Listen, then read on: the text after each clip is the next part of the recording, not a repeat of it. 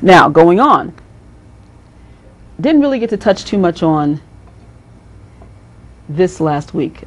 This is a tongue drum. Probably the next show I'll probably play it. And it looks like a box with grooves in it. But it makes all kinds of wonderful, wonderful, wonderful sounds.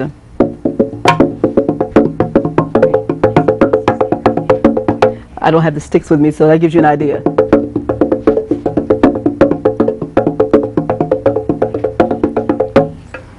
You feeling that? I showed last week the talking drum, but I want to share with you the last part of our show here, one of my favorite instruments. This is called a djembe.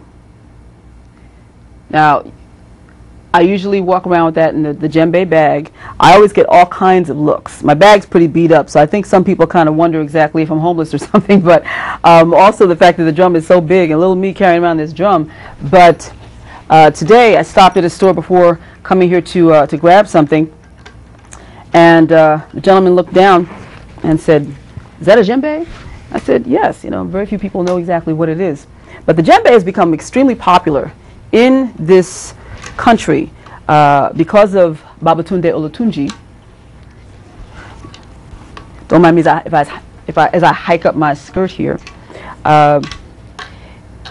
Because of the fact that it's such a musical, truly musical drum, there are so many different tones that you can get from it. You know, there's the heavy bass in the middle, and then the tones on the side. It's become quite popular, also because it's pretty easy to carry. But the djembe, for some reason, is believed to only be a male instrument. I don't believe so. And on top of that, historically, the drum always belonged to the woman first.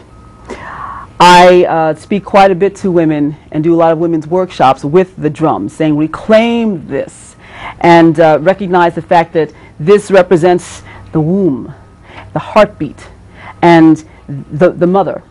So it was originally a healing instrument in addition to being an instrument of celebration. So I wanted to share a little bit of the djembe with you before we leave.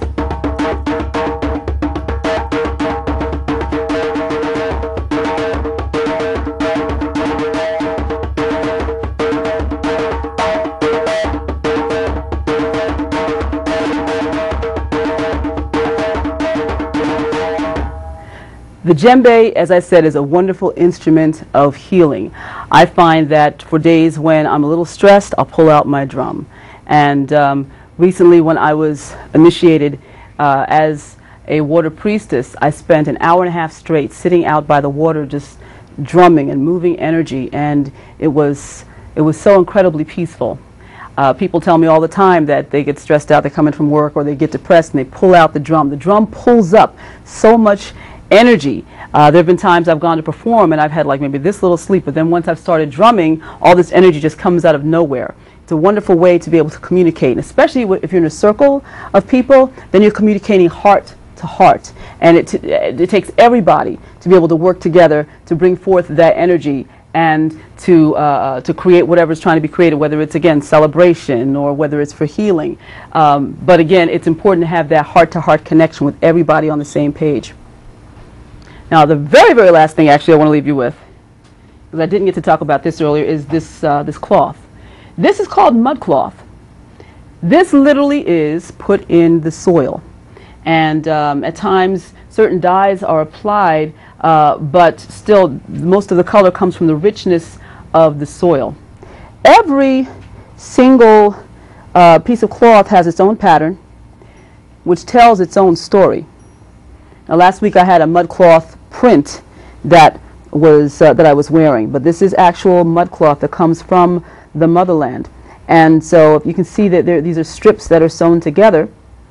Each strip first is sewn together for one huge garment, or it can also be that there are several strips that are of different patterns and different colors that are sewn together to create this wonderful cloth.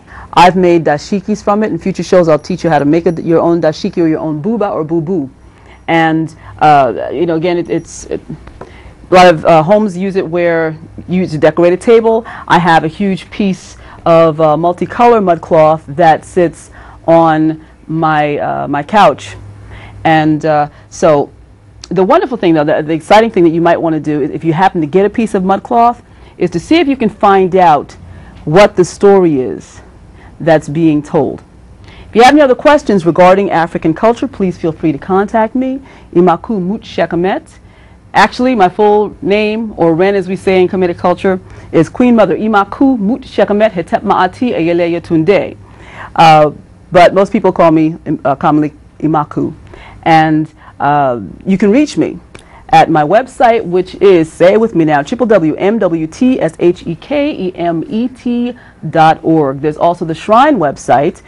Shrine is another way of saying temple, which is Sacred Shrine of Mut, MWT, AST.org. And finally, there is the radio station, which is an offshoot ministry of Sacred Shrine of Mut Ast, Akeru Radio. That's www.akeru radio.com, which has all kinds of cultural information, which has spiritual information from various African traditional religions, a number of hosts on sharing information, and motivational material that is designed to inspire you every day so that you're able to make it on your journey. And certainly we all know that on this journey, we need one another. I was just discussing with our camera person, Weezy, beforehand about how it is that we were talking about how life is hard. It is hard. But you know what? Somehow when you come together with like-minded people, it makes it a little bit easier. We need one another. So let's keep that communication open between us. I wish you peace, Shemhotep. Claim your personal power.